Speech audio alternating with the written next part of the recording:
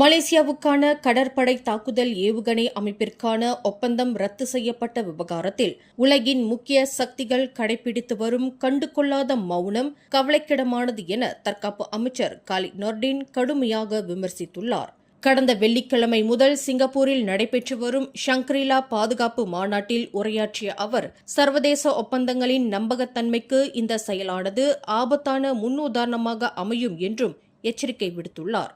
மலேசியாவிற்கான ஏவுகணை கொள்முதலில் சில தொழில்நுட்பங்களுக்கான ஏற்றுமதி அனுமதிகளை நார்வே அரசாங்கம் ரத்து செய்ததை தொடர்ந்து இரு நாடுகளுக்கும் இடையே தூதரக ரீதியிலான பதற்றம் ஏற்பட்டுள்ளது. இந்நிலையில் அந்த நடவடிக்கையானது மலேசியாவை குறிவைத்து எடுக்கப்படவில்லை என்று நார்வே அரசாங்கம் விளக்கம் அளித்திருந்தாலும் கூட ஒப்பந்தத்தில் சம்பந்தப்பட்டுள்ள காங்ஸ்பர்க் நிறுவனத்திடமிருந்து 1 பில்லியனுக்கும் அதிகமான இழப்பீட்டை மலேசியா கோரி வருகின்றது. இந்த விவகாரத்தில் உலக நாடுகள் மௌனம் காத்து வருவது சில நாடுகள் அனைத்துலக சட்டங்களுக்கு அப்பாற்பட்டவை என்ற ஆபத்தான எண்ணத்தை உருவாக்குவதாகவும் அமைச்சர் காலித் நொர்டின் தெரிவித்துள்ளார். மேலும் செய்திகளை தெரிந்து கொள்ள கீழே இருக்கும் பெல் பட்டனை அழுத்துங்கள். உங்கள் மகிழ்ச்சியை வெளிப்படுத்த லைக் மற்றும் ஷேர் செய்யுங்கள். தொடர்ந்து திசைகளோடு இணைந்திருக்க சப்ஸ்கிரைப் செய்யுங்கள்.